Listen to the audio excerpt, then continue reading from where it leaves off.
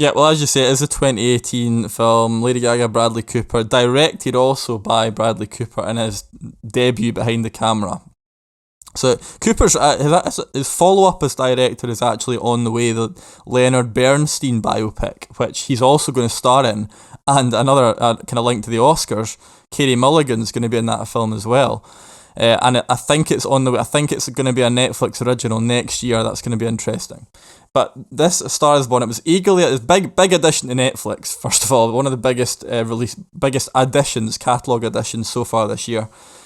Eagerly awaited for a number of reasons when it first came out. One being, like you say, it's the fourth version of a story that was first told on screen in 1937 before it was remade in the 50s and 70s. Always had big stars in the roles. Judy Garland, Chris Christopherson, Barbra Streisand all appeared in earlier versions. So the lead roles are always filled by big names of the time.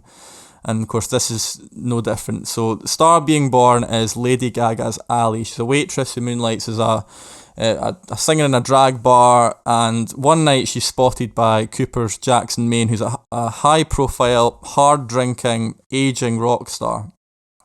Jackson sees her performing in the bar she sings in, and he falls for her both romantically and for her talent, and he whisks her away on tour to be both his partner on stage and in life. And the crux of the Star Is Born narrative is the thing about it is it's not just about a star being born. It is what happens when two stars on opposite trajectories intersect, and whether or not love can survive that. So there was a lot of talk when this came out about, and I'm well aware that a lot of people listening will already have seen this. It's not like we're introducing a new thing here. But when it came out, there was a lot of talk about how the first half of the movie was better than the second. And I have to say that might be true. I think maybe it was more evident to me that it's probably true when I watched it for a second time, when it came onto Netflix. But going into it the first time, I was completely unaware of where the Star Is Born story goes. And I have to say, in the cinema, I was stunned by where things ended up and the kind of revelation of what the story's true meaning is. So if you're watching it for the first time, you don't know that stuff, I think that the second act hits just as powerfully in a different way. I think the first half's really, really well directed and just well played. But I think if you've not seen the start, if you don't know the story, the second half's just as powerful.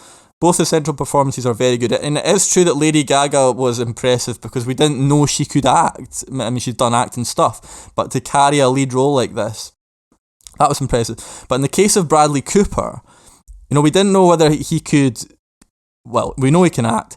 We didn't know he could be a convincing rock star. We didn't know he could be a director. But he manages to do all three. And I think that's the most impressive thing out of those two central parts. It's like he's been doing it all his life, all his career.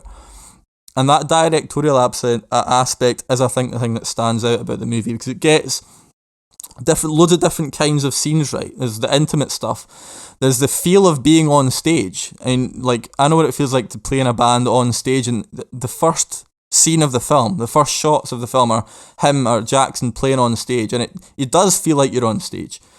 There are sort of hair on the back of the neck, quieter musical moments, the famous scene where she sings Shallow for the first time in the car park. There are tougher moments when tough to watch moments when Cooper's character is in this self-destructive arc, and it all works. It all feels like it's working.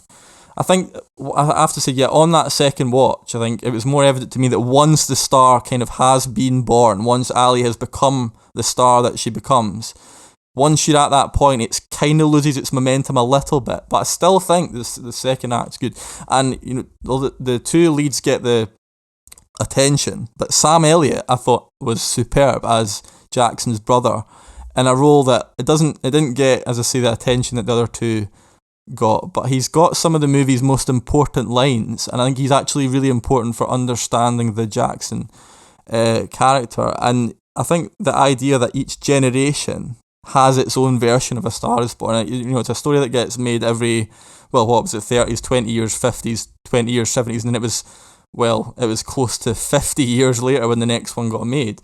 I think that's really interesting. Mm-hmm. And I just don't really see how anyone wouldn't enjoy this, even if it's just for the soundtrack, even if it's just for the song Shallow, which just became an almost bigger than the movie itself. You know, people loving that song all over the world, and they've never even seen the film.